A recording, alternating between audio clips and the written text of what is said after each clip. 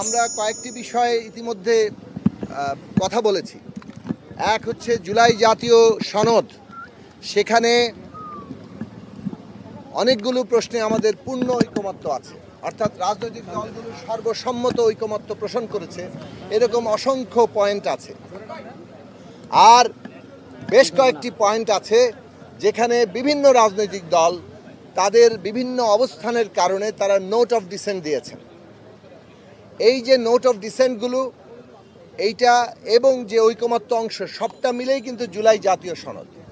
যেখানে note of dissent আছে সেখানে কিন্তু প্রত্যেকটা নোট মানে বিষয়ের নিচেই লেখা আছে কেন কারা কারা এই নোট অফ ডিসেন্ট দিয়েছেন এবং নোট অফ ডিসেন্ট কিভাবে বাস্তবায়িত হবে।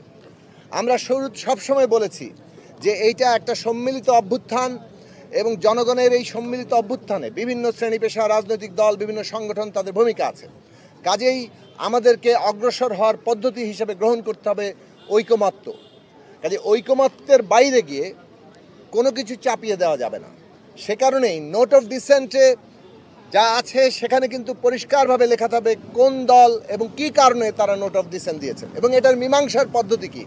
এটার মীমাংসার পদ্ধতি হচ্ছে জাতীয় নির্বাচনে এই যে নোট অফ ডিসেন্টগুলো যারা দিয়েছেন তারা তাদের ম্যানিফেস্টোতে যার যার ম্যানিফেস্টোতে উল্লেখ করবেন যে দল ম্যান্ডেট পাবে, সংখ্যাগরিষ্ঠতা পাবে, 2/3 সংখ্যাগরিষ্ঠতা পাবে, তারা এটা তাদের প্রস্তাব অনুযায়ী বাস্তবায়ন করতে পারবে। যদি কোনো দল 2/3 সংখ্যাগরিষ্ঠতা না পায়, পরবর্তী আইনসভায় কিংবা সংসদে এটা আলাপ আলোচনার মধ্য দিয়ে এটা বাস্তবায়িত হবে। তার মানে নোট অফ ডিসেন্ট এবং ঐকমত্য অংশ সহ যে জুলাই জাতীয় সনদ পুরো প্যাকেজ, এটা গণভোটে যাওয়া মানে নোট অফ ডিসেন্ট গণভোটে মীমাংসা হয়ে যাচ্ছে না। আমাদের জনগণ এই পুরো জুলাই জাতীয় সনদ, ঐকমত্য এবং নোট অফ ডিসেন্ট সহ এবং তার বাস্তবায়ন পদ্ধতি সহ পুরোটাকে হ্যাঁ অথবা না বলছেন। এই হ্যাঁ না ভোটের মধ্য দিয়ে জুলাই জাতীয় সনদের অনুমোদন হবে।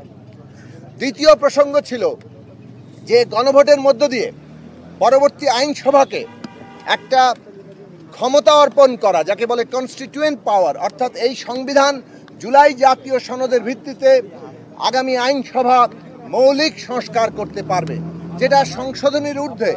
সংশোধনী যেমন থাকে, সংশোধনী হলে আদালত সেই সংশোধনীকে চ্যালেঞ্জ মানে আদালতে গিয়ে কেউ চ্যালেঞ্জ করতে পারে, আদালত সে বিষয়ে সংবিধানের ধারাবাহিকতা রক্ষিত হলো কিনা সেটা তাদের রায় দিতে পারে। কিন্তু এক্ষেত্রে যেটা হচ্ছে, জনগণ গণভোটের মধ্য দিয়ে আগামী আইনসভাকে একটা কনস্টিটিউয়েন্ট পাওয়ার দিচ্ছেন, যেটা আমরা বলেছি। সে কারণে আগামী সংসদটা হবে সংবিধান সংস্কার পরিষদের সংসদ, অর্থাৎ সংবিধান সংস্কার পরিষদ ও জাতীয় সংসদ এই হিসাবে আগামী সংসদটাকে অভিহিত করা হবে।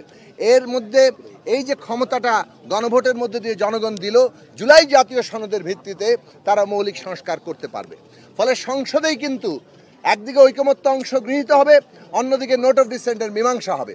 অনেকে মনে করছেন গণভোটের মধ্যে দিয়ে নোট অফ ডিসেন্টের মীমাংসা হয়ে যাচ্ছে, এরকম কোনো মতামত আমরা দেইনি। আমাদের পক্ষ থেকে আমরা পরিষ্কার বলেছি নোট অফ ডিসেন্টের মীমাংসা সংসদেই হবে। জুলাই জাতীয় সনদ ওভারঅল ঐকমত্য এবং নোট অফ ডিসেন্ট সহ তার বাস্তবায়নের পদ্ধতি সহ একটা হ্যাঁ না ভোটের মধ্যে দিয়ে যাবে। তাহলে এই দুটো বিষয়ে গণভোটে রায় হবে। একটা হচ্ছে জুলাই জাতীয় সনদের অনুমোদন, আর একটা হচ্ছে আগামী আইনসভাকে এই ক্ষমতা দেওয়া, যেখানে তারা কনস্টিটিউয়েন্ট পাওয়ার ব্যবহার করে এই জুলাই জাতীয় সনদের ভিত্তিতে সংবিধানের মৌলিক সংস্কার করতে পারবে। তৃতীয় বিষয় হচ্ছে গণভোট কবে হবে। আমরা পরিষ্কারভাবে বলেছি যে গণভোট এবং জাতীয় সংসদ নির্বাচন একই দিনে অনুষ্ঠান হওয়াটাই ভালো, শ্রেয়তর। কেননা গণভোট আগে হলে অথবা একই দিনে হলে এই দুয়ের মধ্যে মৌলিক কোনো রাজনৈতিক তাৎপর্যগত পার্থক্য হচ্ছে না।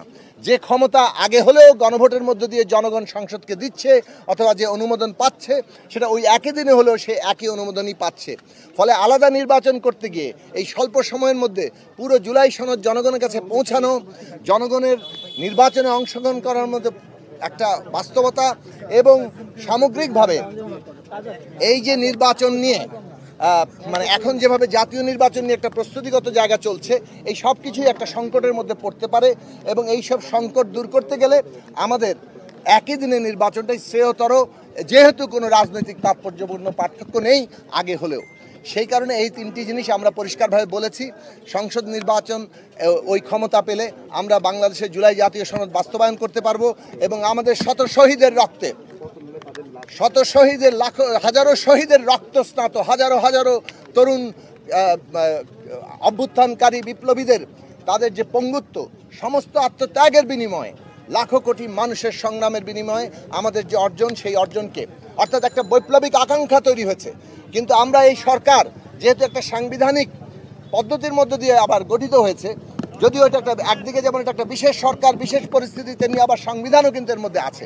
ফলে এই বাস্তবতার মধ্য দিয়ে জনগণের বৈপ্লবিক আকাঙ্ক্ষা সবচেয়ে বেশি কীভাবে আমরা অর্জন করতে পারি তার দিকে আমরা লক্ষ্য রেখেছি এবং জাতীয় ঐক্যমত্য প্রতিষ্ঠা করার চেষ্টা করেছি। গত 14 মাস ধরে এই জাতীয় ঐক্যমত্যকে আমরা একটা দায়িত্ব হিসেবে গ্রহণ করেছি। সেই দায়িত্ব আমরা পালন করার জন্য সকলের প্রতি আহ্বান জানাই। আগামী 17 তারিখ এই জুলাই জাতীয় জনক যাতে আমরা সবাই মিলে স্বাক্ষর করতে পারি, সেই আহ্বান